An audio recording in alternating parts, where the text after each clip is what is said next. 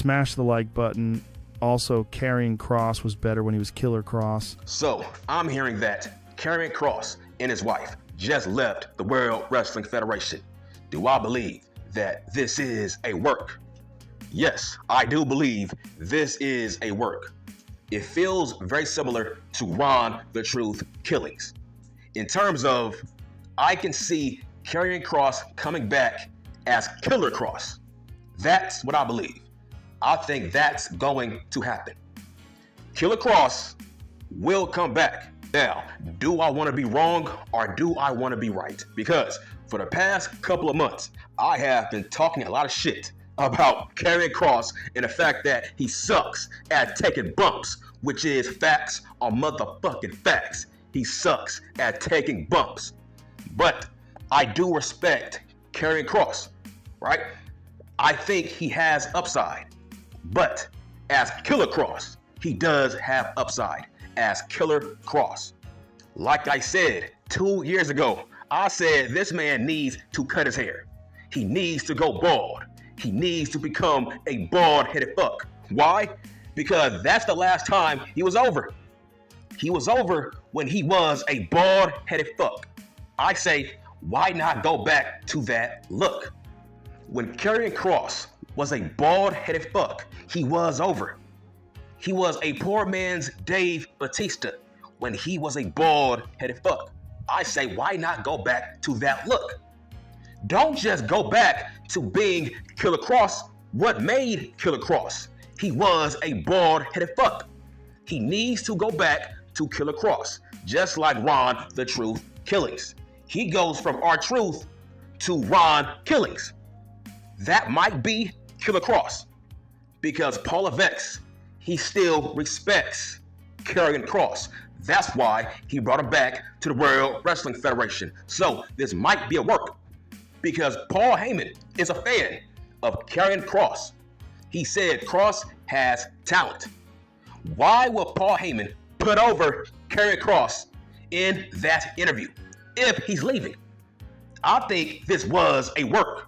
Now, what are my thoughts about Ashanti the Adonis? Now, listen, that was not a work. I think he's done in the World Wrestling Federation. That guy, he's done. That was not a work. If they moved that man to the alumni section, yeah, that is not a work. So, these are my thoughts. I think Karrion Kross will take a break from TV, maybe 2 months, 3 months, and then he will come back as Killer Kross. Like I said, I want to be right because I am still a fan of Karrion Kross. Yes, it's just I am very objective. He does suck at taking bumps. He does. First off, where is he going to go? Let's say he does leave the World Wrestling Federation. Where is he going to go? Where? TNA? NWA? All Elite Fake Pro Wrestling? I can't see Tony Khan signing Karrion Kross. He needs to stay where he's at. I believe this might be a work because Karrion Kross has been dropping hints that he might go back to being Killer Kross. Him taking L after L after L to Sami Zayn, that might be a breaking point that turns him back into Killer Kross, his last gimmick that was mega over. Killer Kross was a star in TNA. I say bring back Killer Kross. There's a huge difference between Killer Kross versus Karrion Kross. Huge difference. Because Killer Kross had a Hitman gimmick. He had a Sean O'Haire gimmick. It was a solid gimmick. I say why not go back to that gimmick and go bald, become a bald-headed fuck. Killer Kross was the exception to the rule when it comes to being a bald-headed fuck because at least he had charisma. At least he had a character, a gimmick, a personality. He was not bland. It's not good being bland as a bald-headed fuck. That's not good. You will never get over if you are bland as a bald-headed fuck. What about Gabe Kidd? Gabe Kidd is a fat guy who's bald with no tan, and he's not over. That's my point. It's not good to be a bald-headed fuck in 2025. I'm like, bro, you ain't Goldberg. You ain't Stone Cold Steve Austin. You ain't Rocky Maivia. You can't be a bald-headed fuck in 2025 without a character, a gimmick. So I believe that this is a work. So these past 2 years, these past 3 years regarding Karrion Kross in the World Wrestling Federation, what is my grade for his 3-year run? I will give it a C minus, maybe a D minus, or a D plus. It's right around a C or a D on a scale of 1 through 10. I will give him, a 4.5 out of 10. Seriously, I will give it a 4.5 out of 10. I think his run has been very underwhelming. He had a better run in NXT. But like I said, regarding Carmelo, NXT, that's a different universe. Okay? That don't count. That's another planet. This is the big leagues. Everything that works down in NXT does not work on the main roster. And that is facts on mother effing facts. Like I said, you can't put everything on Paul Levesque. Just be satisfied that Paul Levesque brought him back. Holy fuck. Once again, be happy that Paul Levesque brought him back in the first place.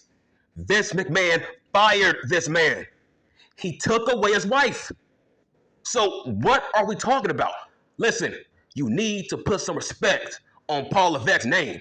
At least Paul Levesque brought this man back with his wife. Everything else is out of Paul Levesque's control. That's on Karrion Kross. He gave you Drew Mack. His first match back was against Drew Mack, the Mac Daddy, a top guy, a future Hall of Famer. So you can't say that Paul Levesque did Karrion Kross wrong. He brought him back to the company. That's all that matters. Blame the fans. These past 2-3 years, you fans give this man no reaction every time he comes out.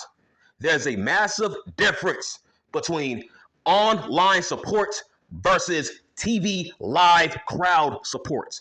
Huge, massive difference. So, is this a work? Yes, I want to believe this is a work, and Karrion Kross will come back as Killer Kross from TNA. His best run when he was a bald-headed fuck and he was wearing sunglasses. That was a great gimmick, a great look. When he was a poor man's Sean O'Hare, that was great shit. Go back to that gimmick. Oh yeah, by the way, I am the Coon World Heavyweight Champion because I don't like any of you dirty, dreadlock, weed head, fat boys, fucking degenerates. I don't like any of you niggas. So yes, I am the Coon World Heavyweight Champion. All you dreadlock motherfuckers are dope fiend, creepy weirdos that shouldn't be around in this society.